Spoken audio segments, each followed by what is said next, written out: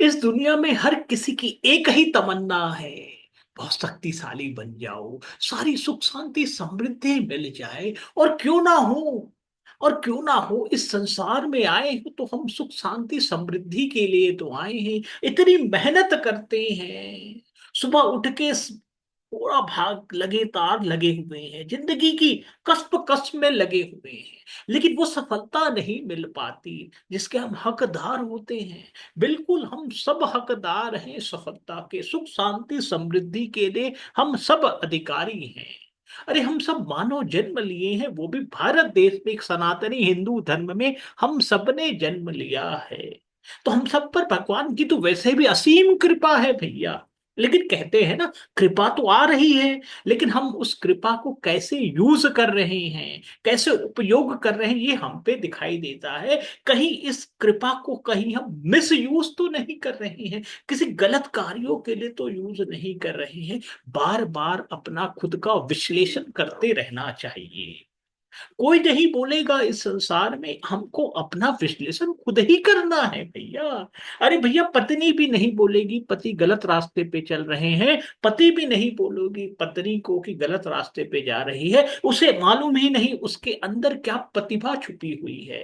बहुत कम मिलते हैं, तभी तो कहा गया है गुरु के शरण में जाइए। पर आज के देश में गुरु भी जो है ना, वो भी भटक गए हैं। माफी चाहता हूं बहुत सारे, क्योंकि आजकल की दुनिया जो हो गई है, वो क्या भौतिक दुनिया हो गई है, कर्म प्रधान दुनिया नहीं रही। हर कोई क्विक मनी बनाना चाहता है, पर झटपट, एकदम झटपट। 2 मिनट मैगी क्या आया, दुनिया ने बड़ा सीरियस ले लिया इस मैगी को। तो वही दुनिया चाहती 2 मिनट में ही पैसा बन जाए। जुआ खेलते हैं लोग, क्रिकेट चलता है उसमें भी बैटिंग की जाती है भैया। बड़े बड़े ऐप्स हो गए हैं आजकल तो। पहले तो जुआ इंडिया में इलीगल था, आजकल तो क्रिकेट के माध्यम से नए नए एप्लीकेशंस आ गए हैं, जिसके माध्यम से बैटिंग पे बैटिंग चल रही है। गवर्नमेंट ऑफ इंडिया भी पैसे कमा रही है भैया, लेकिन आप सबका जो कैरियर है बर्बाद हो रहा है। क्योंकि कहते हैं ना, आपके अंदर जो प्रतिभा छुपी हुई है, उसको जानने का मौका ही नहीं मिल पा रहा है। और कैसे मिलेगा मौका, क्योंकि आप के कानों में इतना शोर हो रहा है, और ये शोर चारों तरफ से है। कहीं मोबाइल का शोर, कहीं न्यूज़पेपर का शोर, तो कहीं ये इंस्टाग्राम, कहीं फेसबुक, कहीं व्हाट्सएप, कहीं ट्विटर, मतलब चारों तरफ से आपको घेर लिए हैं भैया। 360 डिग्री फंस गए हो आप, एक कुएं के अंदर फंस गए, चारों तरफ से केवल आप पे ही निगाहें हैं भैया। तो ऐसे कैसे चलेगा। अपने अंदर की प्रतिभा को कैसे पहचानोगे आप। हमारे ऋषि संतों की कहते हैं ना, जब भी संसार में दुविधा में फंस जाओ, ये हर के लिए लागू होता है। जब भी इस संसार में आप दुविधा में फंस जाओ कि अपने अंदर की प्रतिभा को समझ में नहीं आ रहा है, कार्य की दिशा किस डायरेक्शन में जा रही है, तो कुछ नहीं, हमारे हिंदू सनातन धर्म के जो ऋषि मुनि हैं उनके शरण में बैठ जाओ। कहीं जाने की जरूरत नहीं है, क्योंकि हमारे ऋषि संत हैं, यही हैं, हम सबके आस पास ही हैं। इसीलिए कहा गया है, अपने पितरों को, अपने बुजुर्गों को, अपने ऋषि संतों को याद करना चाहिए। हमारे जो बरगद पेड़ होते हैं ना, हम तो बरगद दादा कहते हैं उन्हें, क्योंकि वो दिखाते हैं, बेटा मैं यही हूं, कहीं नहीं गया। तेरे पापा भी यहीं आते थे, तेरे दादा भी यहीं आते थे, मेरे शरण में आके विश्राम पाते थे। इसलिए मैं आज भी 200-250 सालों से यहीं बैठा हुआ हूं।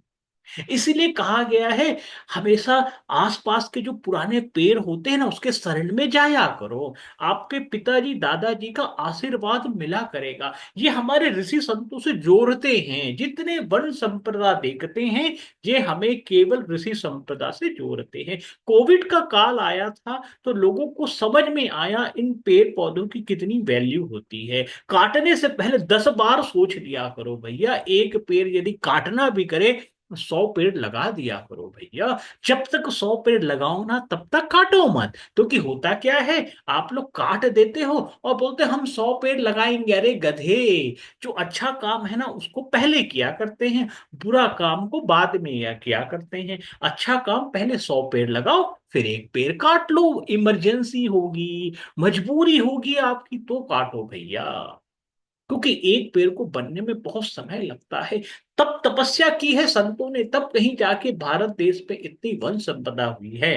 तो हम कह रहे थे, जब भी दुविधा में आ जाओ संसार में, किसी भी क्षेत्र में, यदि आप स्टूडेंट हो, ऑफिस का काम करते हो, गृहिणी हो, कोई भी काम कर रहे हो, किसी भी परिस्थिति में एक दुविधा में आ जाओ, तो कुछ नहीं, जहां हो घर की स्थिति जहां पे भी, वहीं पे शांत होके बैठ जाओ, वहीं पे जहां हो वहीं बैठ जाओ। ऑफिस है तो ऑफिस की चेयर में बैठ जाओ, अपने रूम को बंद कर दो। घर में हो तो अपने सोफा में बैठ जाओ, पलंग में बैठ जाओ, जहां जगह मिले वहीं बैठ जाओ और मौन हो जाओ, एकांत हो जाओ।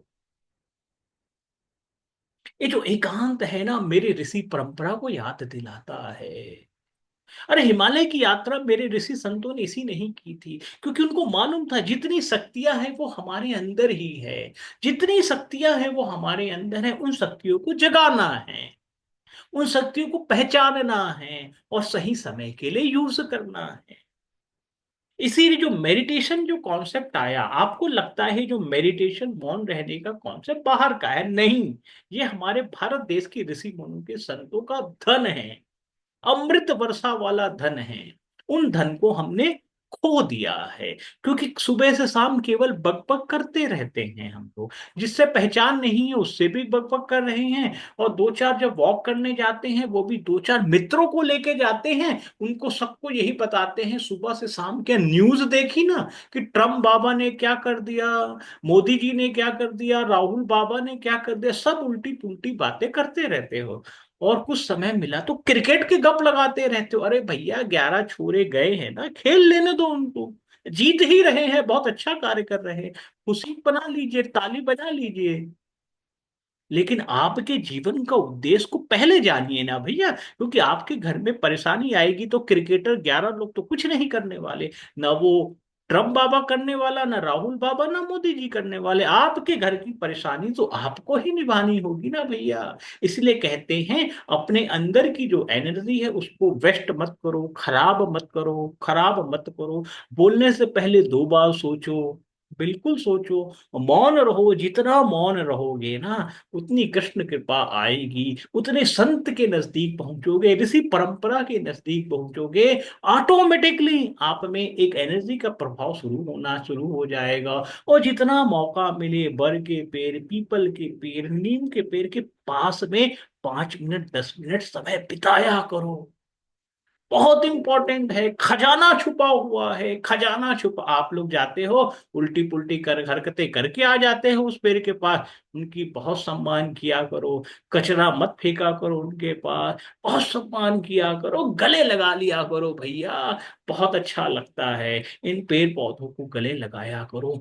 मौन रहना सिखाते हैं, वो मौन रह के केवल देते हैं। देख लीजिएगा, बड़ के पेड़ के पास मौन है, लेकिन केवल फल देना सीखा है। कितने बंदर आते हैं, कितने गिलहरी आती है, कौवा आते हैं, सबको फल दे रहा है। कई वर्षों से हमारे पिताजी को दिया, दादा को दिया, परदादा को, जब से जमाना चला आ रहा है, ये पेड़ इस संसार को दिखाते हैं। मौन रह के इस संसार को आप जीत सकते हो, आपके अंदर की प्रतिभा को पहचान सकते हो, सूरज की तरह चमकोगे, चांदनी की तरह चमक होगा चेहरे में भैया। मौन रहना सीख जाओ, सोशल मीडिया से थोड़ा थोड़ा कटना शुरू करो, थोड़ी थोड़ी प्रैक्टिस करो, चाहे मित्र कितने भी हो, लेकिन हर पल हर क्षण मित्र को मत ले जाया करो भैया। वॉक करने में भी मित्र, सोने में भी मित्र, हर जगह मित्र मित्र मित्र, ये गलत है भैया। और जितनी अखबार न्यूज़पेपर पढ़े, उसको सबके साथ बांटना जरूरी तो नहीं है ना।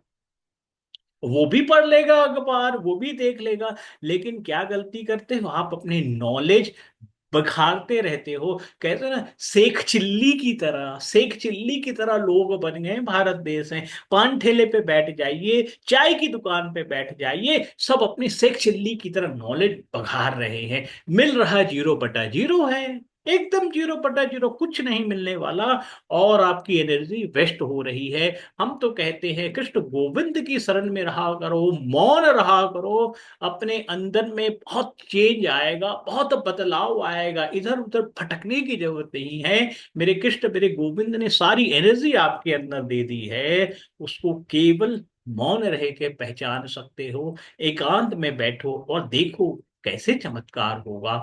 जय जय श्री कृष्णा, जय जय श्री राधे। हम सब पर राधा रानी की असीम कृपा बनी रहे। जय जय श्री कृष्णा, जय जय श्री राधे। वृंदावन धाम की जय हो, राधा रानी की जय हो, जय हो, जय हो।